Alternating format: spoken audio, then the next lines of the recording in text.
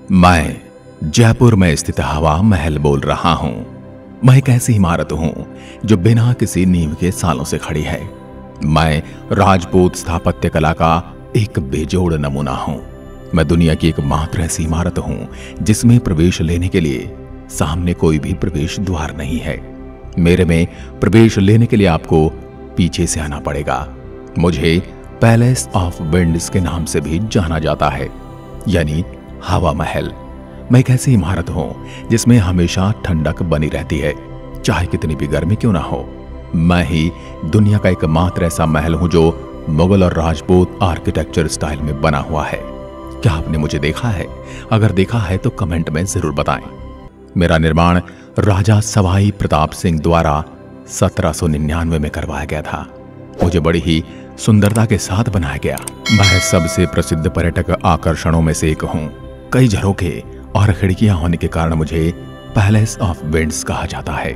भगवान कृष्ण के मुकुट जैसी मेरी एक 5 मंजिला इमारत में 953 झरोखे हैं, जो मधुमक्खियों के छत्ते से मिलते हैं, जो राजपूतों की समृद्ध विरासत का एहसास कराते हैं।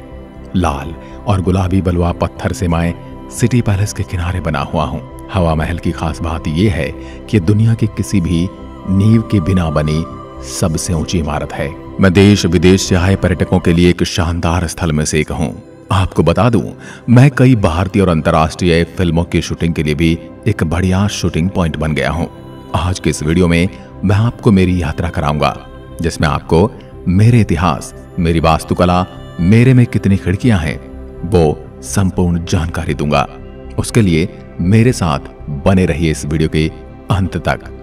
हवा महल का अर्थ है हवा का महल। मेरे इस महल में 953 छोटे छोटे झरोखे और खिड़कियां हैं। इन खिड़कियों को महल में ताजी हवा के प्रवेश के लिए बनाया गया था।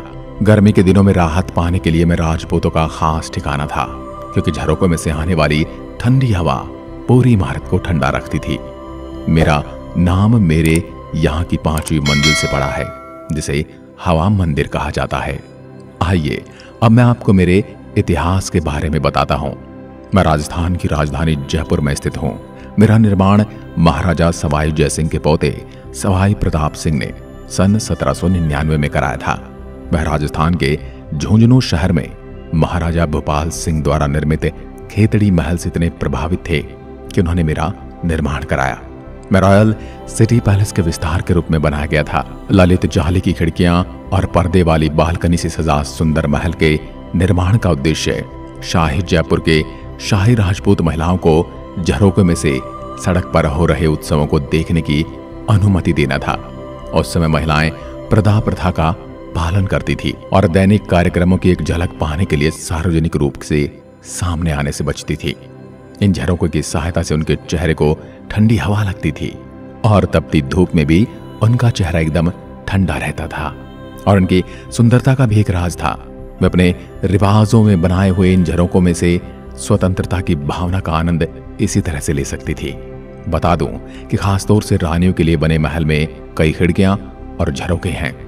साथ ही मैं किसी 5 सितारा होटल से कम नहीं था, जिसमें मेहमानों के लिए नाच गाने के साथ साथ तमाम लग्जरी सुविधाएं थी।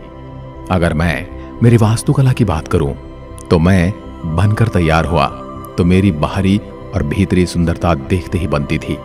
मेरी 5 मंजिला इमारत 87 फीट ऊंची है। कभी यह किसी देव मुकुट की तरह तो चौथी और 5वीं मंजिल के बाद यह जिस तरह सिकुड़ती जाती है, इसमें पिरामिड जैसे आकार का आभास देती है। मैं एक ऐसा अनूठी इमारत हूं जिसमें मुगल और राजपूत शैली स्थापत्य है। 5 मंजिल होने के बावजूद आज भी मैं सीधा खड़ा हूं। मेरी इमारत का डिजाइन इस्लामिक मुगल वास्तुकला के साथ हिंदू राजपूत वास्तुकला का एक उत्कृष्ट मिश्रण को दर्शाता है। बताया जाता है कि महाराज सवाई प्रताप सिंह कृष्ण के बड़े भक्त थे। उनकी भक्ति महल के ढांचे के डिजाइन से ही प्रतीत होती है, जो एकदम भगवान कृष्ण के मुकुट के समान दिखाई देता है। मेरे झरोकों में कुछ तो लकड़ी से बने हैं। इन झरोकों का निर्माण कुछ इस तरह से किया गया था कि गर्मी में ताजी हवा के माध्यम से पूरी इमारत ठंडी बनी रहे। मेरी दीवारों पर बने फूल पत्तियों का काम राजपूत शिल्पकला का बेजोड़ नमूना है। साथ ही पत्थरों पर की गई मुगल शैली की नक्काशी मुगल शिल्प का नायाब उदाहरण है। उत्सवों के लिए पहली मंजिल पर शरद मंदिर है, जबकि हवा महल की दूसरी मंजिल पर रतन मंदिर बना है, जिसे ग्लास वर्क से सजाया गया है। अन्य 3 मंजिलों पर विचित्र मंदिर, प्रकाश मंदिर, हवा मंदिर और गुलाबी शहर जयपुर के विभिन्न रंग आपको यहाँ देखने को मिलेंगे। मेरे इस महल के कोई सामने से दरवाजा नहीं है, बल्कि सिटी पैलेस की ओर से एक शाही दरवाजा मेरे प्रवेश द्वार की ओर जाता है। यहाँ 3 2 मंजिला इमारतें 3 तरफ से एक बड़े प्रांगण को घेरे हुए हैं, जिसकी पूर्वी हिस्से में मैं स्थित हूँ। आंगन में वर्तमान में एक पुरातत्व संग्रहालय है। महल का आंतरिक भाग भी ऊपर की मंजिल की ओर जाने वाले मार्ग और खंबे से युक्त है। पहले इसके पहले 2 मंजिलों में आंगन है, बाकी 3 मंजिलों की चौड़ाई एक कमरे के जितनी बराबर है। खास बात यह है कि इस इमारत में कोई सीढ़ियां नहीं है और ऊपर जाने के लिए रैंप का ही इस्तेमाल किया जाता है। 50 साल बाद साल 2006 में मेरे पूरे महल का रिनोवेशन किया गया था। इस इमारत की कीमत $4,568 मिलियन बताई जाती है। जयपुर के एक कॉरपोरेट सेक्टर ने मेरे रिनोवेशन का जिम्मा उठाया था, लेकिन फिर बाद में भारत के यूनाइटेड ट्रस्ट ने मेरी मरम्मत कराने की जिम्मेदारी ली। अब मैं आपको बताता हूं मुझे बनाया कैसे गया। मुझे बनाने में लगी निर्माण सामग्री की अलग कहानी है।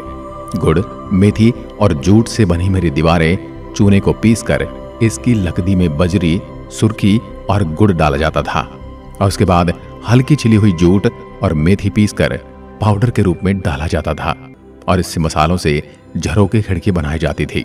निर्माण सामग्री में अलग अलग स्थानों पर शंख, नारियल, गोंद और अंडे का ऊपरी भाग भी प्रयोग हुआ है। प्रताप सिंह ने जब महल की भरपूर प्रशंसा सुनी तो लालचंद उस्ताद को बुलाकर जयपुर के निकट एक गांव इनाम में दे दिया। 1779 में मूलचंद उस्ताद ने ऐसी 200 कारीगर लगाकर खड़ा किया था। बाहर से मैं एक मधुमक्खी के छत्ते के समान दिखाई देता हूँ।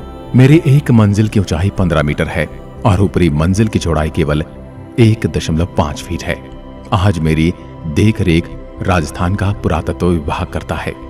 अगर आप मेरे यहाँ घूमने आने का प्लान बना रहे हैं तो मेरे यहाँ नवंबर की शुरुआत से फरवरी के बीच तक का समय पर्यटकों का पीक सीजन होता है। सुहावने मौसम के साथ यहाँ पर एक नहीं बल्कि कई प्राचीन इमारतों की यात्रा सुकून से कर पाएंगे। मुझे देखने का समय 9:30 बजे से शाम 4:30 बजे तक का है।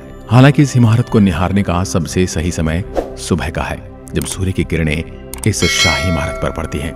ये नजारा मुझे और भी सुरुचिपूर्ण और भव्य रूप देता है। हवा महल म्यूजियम शुक्रवार को बंद रहता है, इसलिए बेहतर है कि हवा महल को अन्य दिनों में देखने आए। मेरे यहाँ की एंट्री फीस भारतीयों के लिए 50 रुपए है और विदेशियों के लिए 200 रुपए। यहाँ आप कंपोजिट टिकट भी खरीद सकते हैं जो 2 दिन के लिए वैलिड रहेगी। इस टिकट की कीमत भारतीयों के लिए 300 रुपए और विदेशियों के लिए 1000 रुपए रखी गई है। इस कंपोजिट टिकट की मदद से आप 2 दिन तक मुझे और मेरे आसपास मौजूद दर्शनीय स्थल घूम सकते हैं। अगर आप मेरे अंदर की तस्वीरों को क्लिक करने के लिए कैमरा साथ ले जाना चाहते हैं तो आपको एंट्री फीस के अलावा 10 रुपए अलग से चार्ज देना होगा, जो विदेशियों के लिए 30 रुपए है। मेरे बारे में संपूर्ण जानकारी के लिए लोकल गाइड उपलब्ध होते हैं, लेकिन इनसे चार्ज पहले तय कर लें। वैसे तो मेरे द्वारा जानकारी देने के बाद आपको गाइड की आवश्यकता नहीं पड़ेगी। बता दूं कि मुझे पूरा घूमने के लिए 1 या 2 घंटे का समय ही दिया जाता है। दोस्तों, आपको हवा महल से जुड़ी संपूर्ण जानकारी आप तक पहुंचाने के लिए हमने पुरजोर कोशिश की है। और भी ऐसी कई ऐतिहासिक इमारतों के बारे में जानकारी आप तक लाने में हम निरंतर प्रयासरत हैं। हमें अपना प्यार देते रहें और चैनल को सब्सक्राइब करके बेल आइकन जरूर दबाएं। वीडियो का अंत करने से पहले आपको हवा महल घूमने के लिए कुछ महत्वपूर्ण जानकारी साझा कर देता हूं, जिससे आपको सुविधा रहेगी। इस महल को शांतिपूर्ण और बिना किसी भीड़ भाड़ के घूमना चाहते हैं तो सुबह जल्दी चले जाएं, क्योंकि उस समय भीड़ नहीं होती। अगर दोपहर के बाद हवा महल पहुंचेंगे तो आपको बहुत भीड़ मिलेगी। तब ज्यादा देर हवा महल को रुककर देखने का मौका भी नहीं मिलता, इसलिए बेहतर है सुबह जल्दी हवा महल देखने पहुंचे। हवा महल में सीढ़ियां नहीं है, ऊपर की मंजिल पर पहुंचने के लिए चढ़ान है, इसलिए आरामदायक फुटवेयर ही पहने। हवा महल जाते वक्त अपने साथ पानी की बोतल जरूर ले जाएं। यहाँ दीवारें बहुत छोटी हैं, इसलिए सावधानी बरतें और सभी नियमों का पालन करें।